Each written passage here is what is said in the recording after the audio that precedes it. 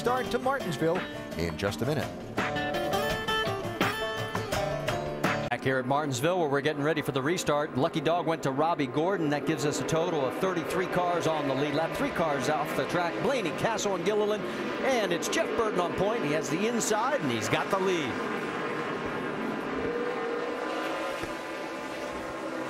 Rudeman, Newman duking it out for second and third. And behind it is Biffle and Denny Hamlin with Kevin Harvick right in the mix as well.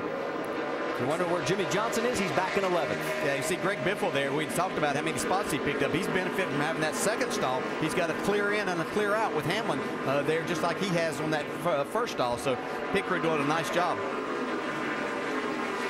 Harvick in front of Hamlin now, and there's Ambrose, who started on the outside of the front row, hits the curb. That opens the door for Gordon. Here he comes, and Jimmy's going to follow him.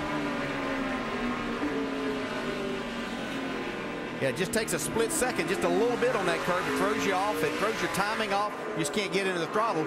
Opens the door down the inside, and here comes Jimmy Johnson. Did you notice a little smoke, maybe a little tire rub between the 48 and the 47? The 48's right front, and the left rear of the 47. Yeah. And it is the 47 that's got a tire.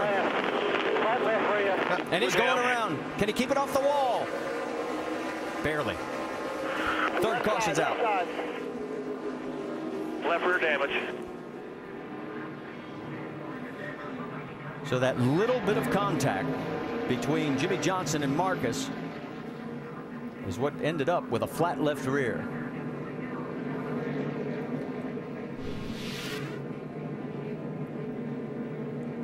Here's where he's going to hit that curb.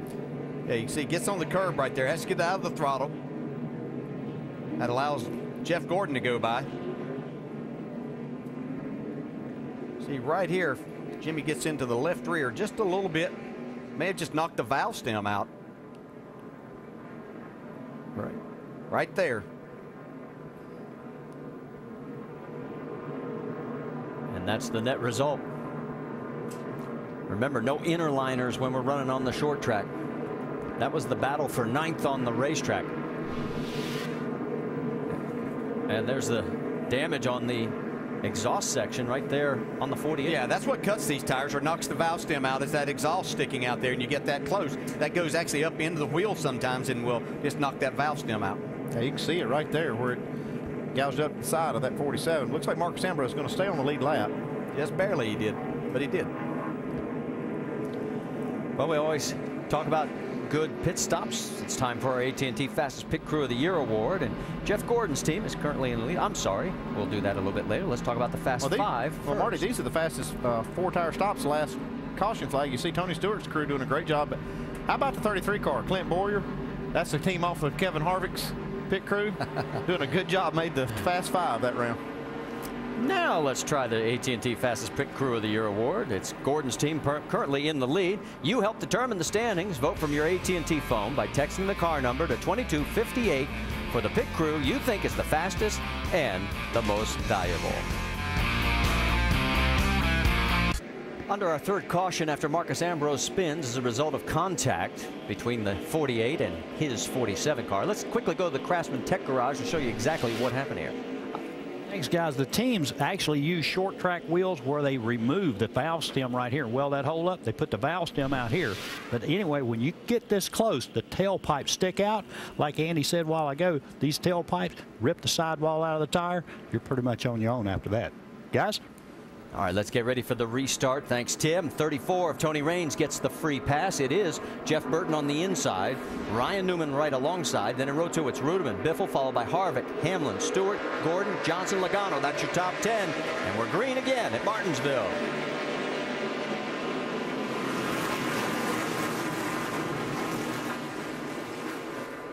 See if David Rudeman could get that second spot back. He lost it after starting on the outside. Ryan Newman was able to take that spot away when he restarted third last time. Well, Newman is hanging. Yeah, he's hanging tough on that outside line.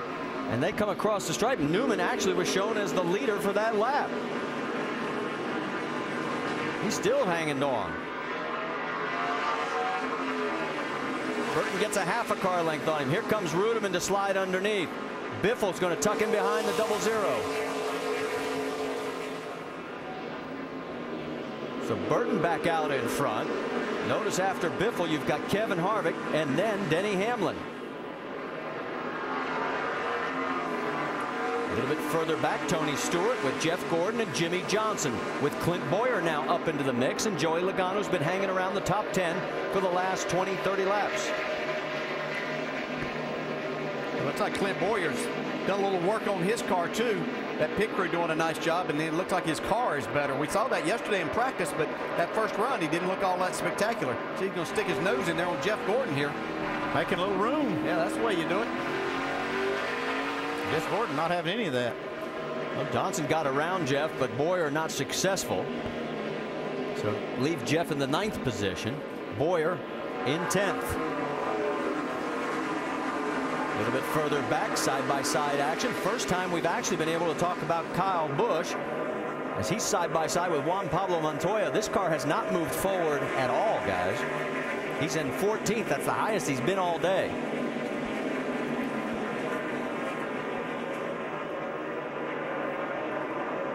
Good thing about it is you got plenty of time to get there, and you're going to have enough pit stops to work on your race car. Got trouble, Kenny Schrader in the 26. Yeah, he spins it around on the backstretch coming out of turn number 2. Elliott Sadler, and you heard somebody say Sadler's trying to back up Joe Nemechek, and he's doing it with his bumper. Yeah, Schrader can't get his car started. Elliott's trapped there, going to lose another lap. Well, Elliott's already 12 laps down in 40th. We're having a lengthy stop after he brought out the caution when he had a tire go down. Let's go back and show you what happened. 547 may have gotten in the back of Kenny. Oh, they look like Casey Mears. Yeah, it was kind of a stack up, really. Yeah. Kenny got the worst of it, that's for sure. And then there you see Elliott and Joe Nemechek come in. Everybody's back under power. And the worse for wear is the 26. So our 4th caution now gives us time to tell you there's still only 3 cars that are out of this race. Blaney, Castle, and Gilliland. And I guess we could wish happy birthday to Dave Blaney. He's 48 today. Even though he is behind the wall, we'll find some way to celebrate, I'm sure, by the time the day is over. Free pass is going to go to Casey Mears. That will give us a total of 34 cars back on the lead lap. And the biggest mover in the race has been Kevin Harvick. He has come up 32 spots. He's now in the 4th position. A couple of guys are going to be coming, led by Juan Pablo Montoya. Paul Menard is following. Dale Jr., the 83 of Casey Kane. McMurray et al. Yeah, these guys are trying to get off sequence a little bit, see what they can do. Mike? And the big concern on the 42 team throughout the course of the entire weekend has been brakes. They've been monitoring that very closely. They'll clean off the grill, making sure all those ducts are clean and they get enough air to the brakes. But other than that, no adjustments on the 42. 4 tires, Dave. Paul Menard had been running in the 18th position, Mike. They're going to make a 4-tire change, air pressure adjustment, filling full of Sunoco fuel.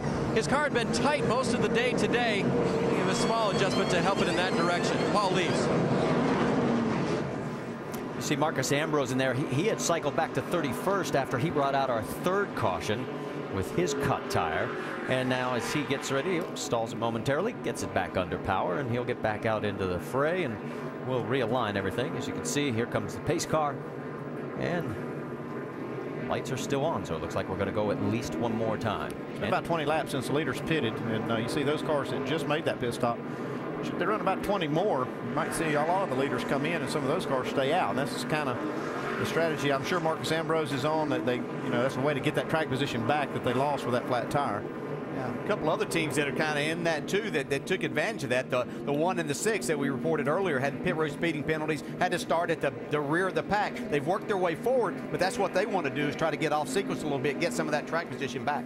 The top 14 stayed out. Let's talk about Sprint, because it's bringing you an inside look at the chase for the NASCAR Sprint Cup on the Now Network. And you can see that Jimmy Johnson is still our points leader, but the way things are shaking out right now, the lead would be cut down to 23 to Denny Hamlin and 59 back to Kevin Harvick.